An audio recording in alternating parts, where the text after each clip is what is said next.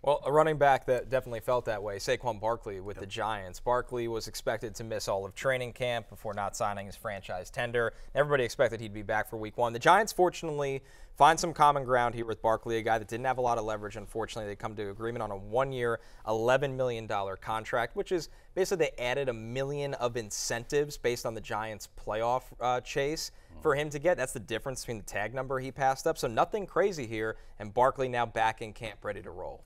And I love this. I love this for both sides. I love this for the Giants side. Great, they got a franchise player in. They got the deal done. He's happy. But also you think about this from Barkley's side, right? Barkley is still very motivated to have a monster season. And I am, and I say this as a Commanders fan, and it drives me crazy, but Brian Daboll is the real deal. I mean, last year he got there and he's just like, all right, let me try to figure this out. I don't have much to work with here. And obviously the Giants, exceeded expectations, right? I mean, Daboll was coach of the year, right? I mean, Vegas had him at 7 wins. They got to 9. They won a playoff game. Now Daboll's had a full offseason, right? He's now in the mix. I think Barkley, a healthy, motivated, very motivated Barkley in Daboll's system. The Giants offense, I think, will be better than it was last year. They've added some more pieces. I think he has a monster year. I'm at running back 4. I might be too low on him. I think he has a huge year. Remember, this is a guy who last year had a 17% target share among running backs, top 5 among running backs. He's going to be a big part of the offense on all 3 downs. Daniel Jones is back as well. Yeah, I don't see a downside to Saquon Barkley this season. Yeah, he had a strange season where he came out of the blocks unbelievable. He had the 164 yards, that massive touchdown in week 1 against the Titans. Had an awesome first half of the season. Then he really tailed off for about 5-6 weeks, but I think he was just hurt because he ended the season incredibly well. I think he started in that primetime game against your Commanders where he's doing the spin moves and getting the first downs to beat your Commanders. And then from there, he didn't get as much volume towards the end of the season, but he's extremely efficient. He had 4.8 yards per carry or better in his last 5-6 games. And so I think that we're going to see a more explosive Barkley. Also, I don't think they're going to need to run him 25 times a game. They'll use the passing game more. And that's the beauty of Daboll, is that he's not tied to one specific game plan. He will do whatever is most efficient for that game. And Barkley, I think, should benefit in terms of his efficiency. By the way, they also got talent this year. I mean, you forget about how threadbare the Giants' offense last year was outside of Saquon Barkley. I mean, all due respect to the Richie Jameses of the world, but it was just like Isaiah Hodgins. Yeah, the Isaiah Hodgins. I mean, it literally was wait, who? Yeah. You know what I mean? They were piecing it together, but now they go out and they get Darren Waller. I like Jalen Hyatt. We talked about him on draft night, Connor. You know what I mean? They have some pieces there, and so, and we'll see about Sterling Shepard, but Darius Slayton is back as well. Hodgins is back, right? Wandale Robinson. Yeah, I mean, right, exactly. I mean, Wandale Robinson got hurt, so he's hopefully back healthy. Somebody they spent a second-round pick on a year ago that they had high expectations. So I feel like, and by the way, Daniel Jones is back with a big contract, another year in Daboll's system. I'm very excited about Saquon Barkley, and I think Waller's going to have a big year, and I think that offense is going to be, a pretty good one. They finally have continuity. I think that's the biggest thing. Year 2 of Daboll, they just gave Andrew Thomas a well-earned massive extension, quietly one of the best left tackles in football. You think Evan Neal will be better on the right side in year 2, and all the weapons you talked about. Saquon fully bought in, fully happy, ready to roll for a full camp. Should be a massive year for him, barring health. The only thing there is just you're not sure you're going to get the same year out of Daniel Jones from a production, from avoiding interceptions, also from staying healthy, which has been an issue in the past.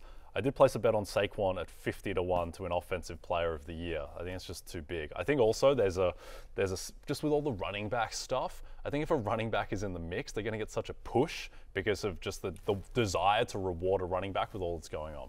I think that's a great bet, especially when you think about, playoff team from last year, big media market. Yep. He's a big name star. He's a really personable guy. I don't know if you've ever seen him interviewed. People really loved. You meet and I've interviewed him before. You meet Saquon Barkley, you become a Saquon Barkley fan. He's that guy. One lingering franchise tag running back situation that there is no resolution in sight right now. Justina Anderson has reported Josh Jacobs did not report to camp, as expected right now. Tom Pelissero from NFL Network said Jacobs was spotted boarding a flight leaving Las Vegas, and that the veteran running symbolic. back, it's actually really funny, and that the veteran running Nick back Cage before him. doesn't plan to return anytime soon. Here's one for you, like Vinny Chase after Medellin bombed. Okay. Yeah, this is Josh Jacobs right now. It works out better. He hasn't signed the tag, appears unwilling to play on it. Everybody's looking around right now, guys, and they're like, who's the guy, right? Maybe in the mold of Le'Veon Bell that's really going to stick his foot in the ground and say, no, I'm not even coming back for week 1. Do we think there's any shot Josh Jacobs is going to take that route, or is this the classic, they can't find me, if I didn't sign the tender for camp, I'll wait it out? I think the chance is slim, but I don't think it's none. No, do you guys know Josh Jacobs' story? Do you know, yes. like, right? I mean, Slept like, in a car. Like, for people that don't know Josh Jacobs' story growing up, like, right, slept in a car, slept in multiple cars. Like the father, they didn't have a ton of money. They would have to go to like motel to motel, and like, and I've interviewed Josh, and he's told me the story about how like they would try to find motels that offered a free breakfast because otherwise he wouldn't eat for the day. Like, and so they would stay in the hotel, like they were bouncing around. Like he used to, when he like one story, like he would get to Alabama and like he wanted to sleep on the floor because he didn't know what it was too uncomfortable to sleep on a bed. It was too soft. Not used to like it, I mean, yeah. he's as tough a dude as there is, like mentally and physically. And this is somebody that has gone through a lot of trials and tribulations and has earned every ounce of success. Like, you know, scratched and clawed his way to every ounce of success. It's well deserved in terms of what he has gotten. And if there is a guy with the fortitude and the, hey, this is something bigger, by the way, would not fault, especially given where Josh Jacobs has come from, would not fault Josh Jacobs saying, like, I don't want to miss a dime. But I'm just, if you're asking me, is there a chance this guy says, I'm standing up for running backs, I'm standing up for myself? Yeah, I think there is, because I think mentally he's that kind of guy that he just doesn't take bullshit. You know what I mean? Like, right. And we're not live, so they'll bleep that. But seriously, like I mean, he is that guy. He's faced much more difficult situations. Thank you. That's a much better way to put it. But yes, this is pretty low on the totem pole for Josh Jacobs' life and adversity. Right, and it's not a team that, let's be real, it's not a team that has great Super Bowl aspirations. It's a team that's in a rebuilding mold here. And the other thing is you sort of hear, I mean, right, Devontae Adams sort of came out and like sort of also said, like, not sure I'm on the same page with what they want to do with Garoppolo and this offense. And so, you know, it wasn't a great first year for Josh McDaniels in Las Vegas in terms of, you know, wins and losses. And so, you know, it's been a tumultuous kind of couple of years for that franchise. So, you know, there may be more at play here than just money, but certainly I think Josh is looking around and saying, hey, they took care of Saquon. What about me? He was comeback player of the year. He won the rushing title. Like, I mean, he was their offense last year. He was the best running back in football last year. And I think that kind of goes a little bit under the radar because it happened on a losing team and a little bit of obscurity, I guess. But like he won the rushing title. He had the walk-off incredible touchdown against Seattle, which he did with a strained hamstring or whatever. I don't understand all the injuries that he was dealing with. And also that team, to your point, Matthew, like they're one injury away to a quarterback that gets hurt every single year from all of a sudden like being in the mix for the #1 pick. Like there is nothing behind Jimmy at this point. And so, yeah, I think with everything except in the owner's box. Yes. Yeah, exactly. With everything swirling around Devontae Adams as well, I mean, that team could go south. It really can. And for a guy like Josh Jacobs, he's like, they're going to run me into the ground again because right. he would be the offense. And like to highlight your point, Jay, if Jimmy gets hurt and it was Brian Hoyer handing the ball 30 times, Brian Hoyer, sure. Yeah, that's their backup situation. Right, and so you're like, if you're sitting here going like, if you're Josh Jacobs and you're the team around Josh Jacobs and you're sitting here looking like, well, look, the market for running backs ain't there. Like, get what you can. Like, get Ezekiel Elliott still doesn't have a gig. Leonard Fournette still doesn't have a gig. Dalvin Cook still doesn't have a gig. Kareem Hunt still doesn't have a gig. Right, so you're sitting here looking at like, hey, here's some big stars out there that haven't found a job yet as we sit here on July 31st. And I'm gonna go into free agency with, you know, 600 touches over the last 2 years or whatever it is. No, you know what I mean? Like, I don't know. You know, I mean, again, he's franchise tagged this year, but he has not signed the tag as of yet. Can't find him. Yeah. He can miss camp. He's left If you don't Las sign the Vegas. tag, you can miss all of camp unfined. You show up ready for week 1, and then you're not ramped up, so they can't run you 30 times week 1. You haven't had all training camp. I'm sure he's working out, but it's different. It is different. So there's no motivation to show up until week 1. Yeah, I do. Oh, believe me. Believe me. I think, you know, I was gonna take a shot at somebody, and I'm not gonna do it. Good restraint. Yeah, New year, it's new early. you. No shot. Yeah. Listen, you know, I'm a Swiftie now, filled with love. Swifties are all about love and understanding and inclusiveness and everything like that. You know, we don't judge us Swifties. We don't. Us Swifties. Us Swifties. I like it. What's your favorite era? Of music? No, of Taylor. Oh. What's your favorite, like? I don't have one. No. Nothing against Taylor Swift. Yeah, okay. Yeah. I mean, Red, Lover, I'm sort of in there. 1989 is pretty good, too. I watched The Bear, and Love Story was in that. Okay. Good scene. Yeah, there you go. That's what I got for you. Yeah, great show, good scene.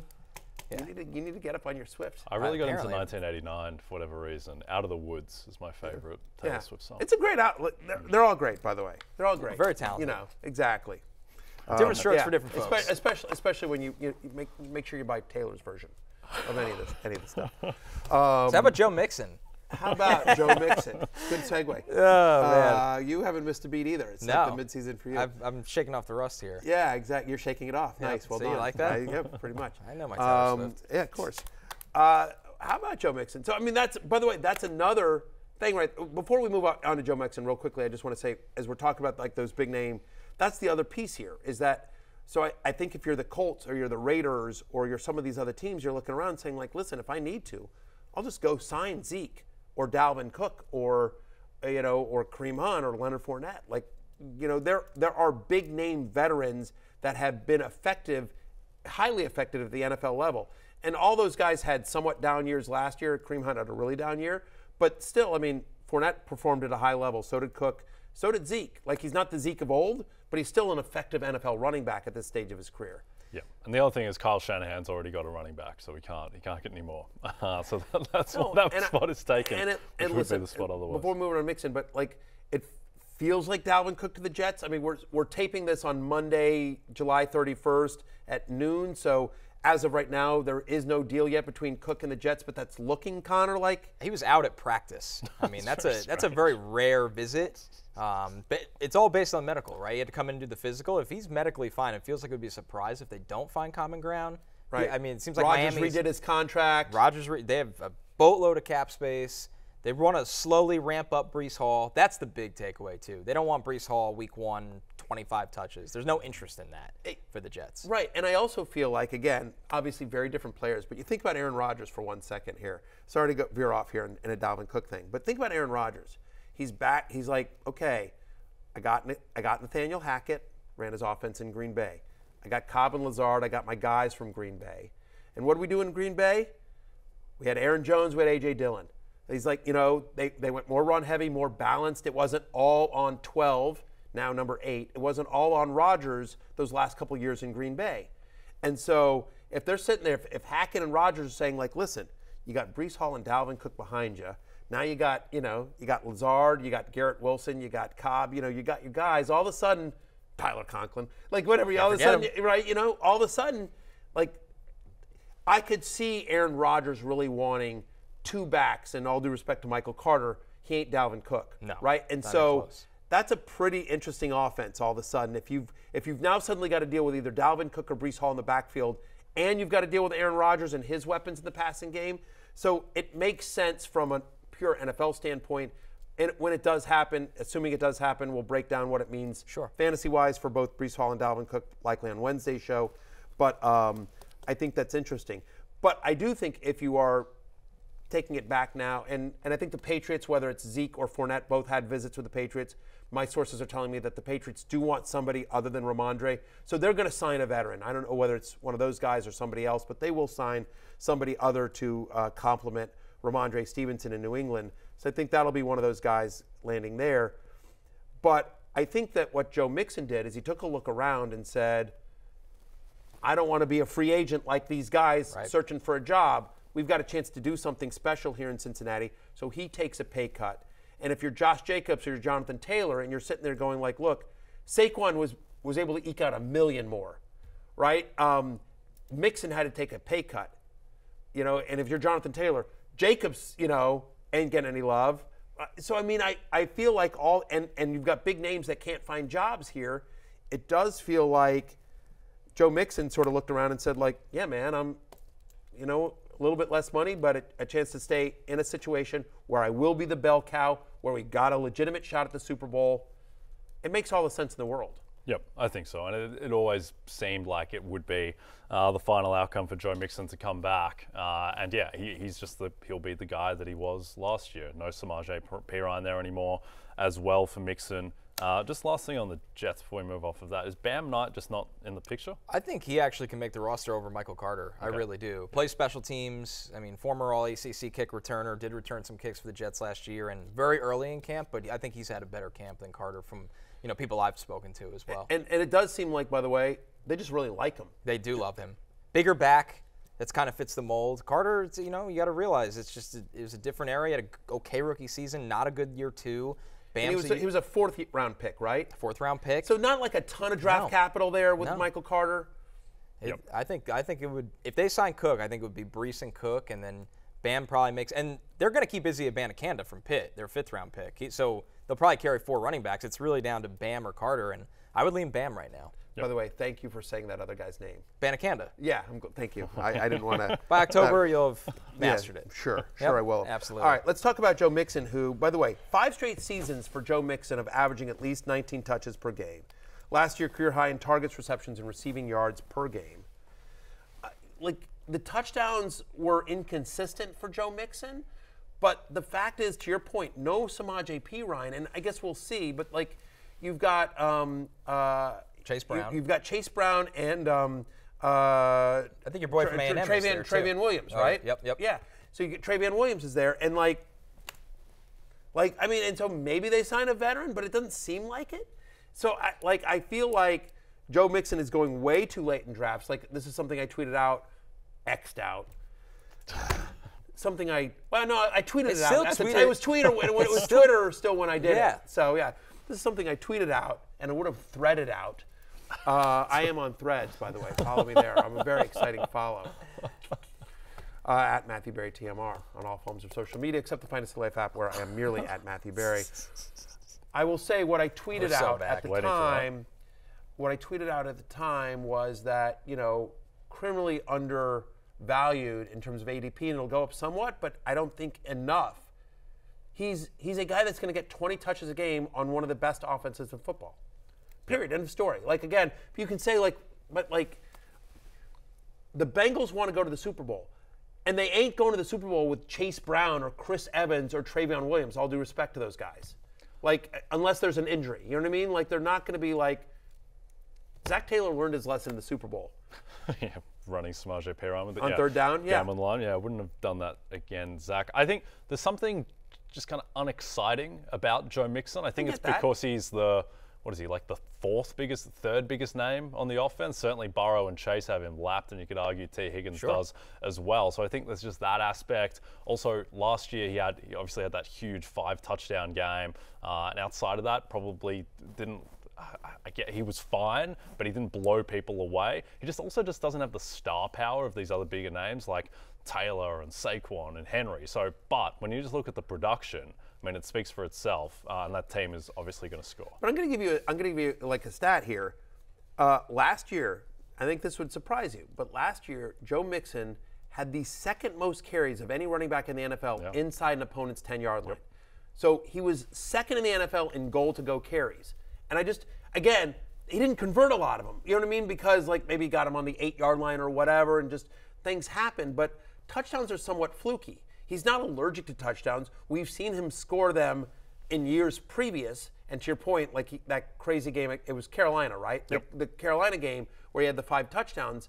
So I think Joe Mixon is a value this year. And when my love-hate column comes out, good chance Joe Mixon's going to be on there, especially if his ADP doesn't rise. Yeah, and he turned 27 a week ago. Happy belated birthday, Joe. Another end of July. Do you think Joe Mixon also had to watch children while his significant other went to Beyonce? Yeah, most I don't know if Joe Mixon is married or not, so I don't, but Yeah, very much in the cards. Yeah, I think so. But he probably had the same birthday, as you. Yeah.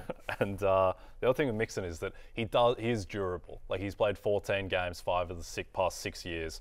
His 6 years in the NFL. So, I mean, yeah, it's just not that exciting, but he just produces. Our last complicated running back situation, and this one literally is complicated. J.K. Dobbins right now. John Harbaugh, his exact words of it is that this situation is complicated, but the team is working through it. Dobbins has been a guy that's been vocal about wanting a payday. He's also been a guy that's been hurt a lot for Baltimore since being drafted by the team. This is one where if he's not practicing, you kind of look at the situation and go, where is this one going to go? Is this unhappiness? Is this injury again? How do you even analyze a guy that's as confusing as Dobbins right now? Yeah, to me, this is an avoid. This is a, and it drives me crazy because I have J.K. Dobbins on like 2 different dynasty teams. But like, as we talk about leverage, right? I mean, like, here's the thing that I would say, and I would say this to all the young people watching. You got to know, listen, you have to know your worth. And in all seriousness, you need to know when you can push it and when you can't, right? I mean, and so I'm going to use myself as an example. No. Yeah, exactly. No way. Yeah, I know. I know I don't like to do that, but every once in a while I like to talk about myself. You sure you're okay with this? Yeah, I'm going to, in all seriousness, when I was negotiating with ESPN last year, I was very aware that there were other companies that I would like to work for that were interested in my services. And so I was able to play hardball, somewhat. I could say, like, if you would like me to stay, this is what I want. You know what I mean? Because I knew that if we couldn't come to an agreement, and we ultimately didn't, obviously, that I knew that there were going to be places that, once I was a free agent, that I would be happy at. NBC is obviously where I chose, and it's been an awesome relationship. But if I didn't have any of that, if I sort of, hey guys, hey NBC, what are you thinking? And NBC was like, let's get back to you. No, but in all seriousness, then you kind of go, oh, what do you want me to do? I'll take that ESPN, you bet. You have to understand whether you have any leverage or not, right? And like, I'm always a big believer in any contract negotiation. Like, you can't bluff. Like, you need to be willing to walk away. Like, the only way it works is if you say, give me this or I walk, you need to be willing to walk. And in the case of J.K. Dobbins has no leverage at all.